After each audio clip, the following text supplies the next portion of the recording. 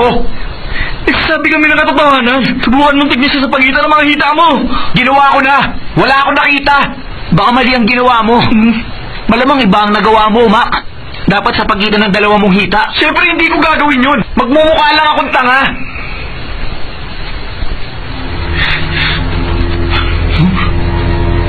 Hindi pa nga patay yung asawa ko. Hoy, Mac! Sandali lang! Hoy, Mac! Saan ka pumunta? Bakit ganun? Parang wala siyang nakikita. Bulag ba siya?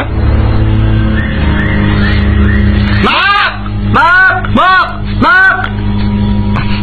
Mac! Ha? Dugo ba ni Mac to?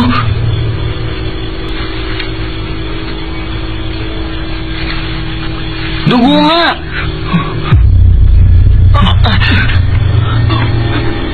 Mac! Ikaw ba yan, Mac? Nasa malapit ka ba? Aray! Tulong!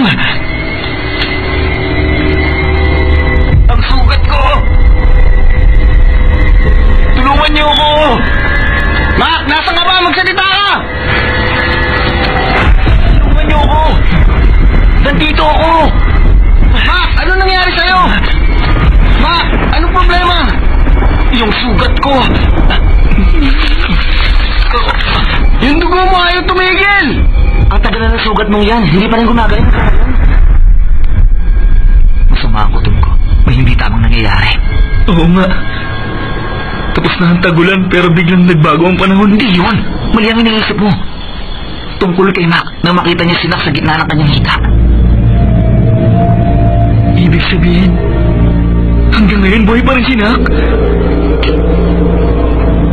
Pero yung bangkay na nakita ko, pareho ng singsing na pag-aari ni Nak. Sing, alam ko na. Yung singsing na nakita ko, na nasa kaliwang kamay niya. Ano hindi ko makuha? Ano ka ba? Isa yung wedding ring. Ibig sabihin, may suot din si Mac na pala.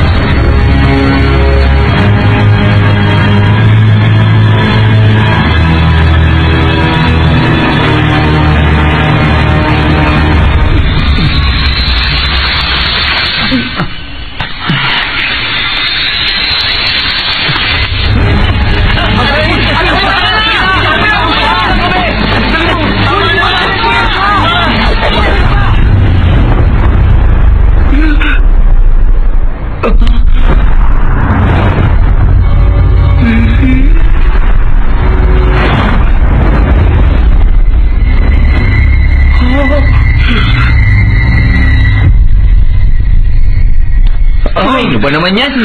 Nakakainis ka, tinakot mo ako. Akala namin suot mo yung singsing mo. Masakit ang kamay ko.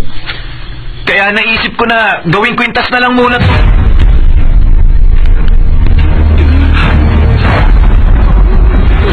Mga bangkay na mga namatay sa gera, mapupuno ang sementeryo. Babalik namin sa mga pamilya nila ang mga bangkay nito para nagsimuro. Ang tagal ng sugat mo yan, hanggang hindi mo rin kahit na anong mangyari, uuwi ako sa asawa ng anak ko.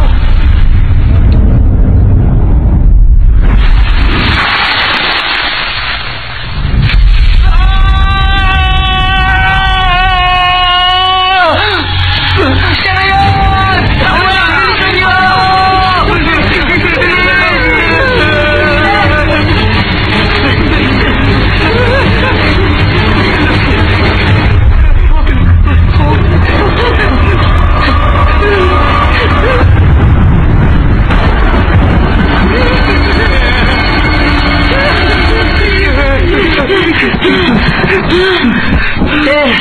Ano ba nangyayari? Hindi ko maintindihan. Si Maki nakita kong bangkay. Mali ang hinala natin kay Nak. Pero paano mo naman ipapaliwanag yung pag-aba ng kamay ni Nak?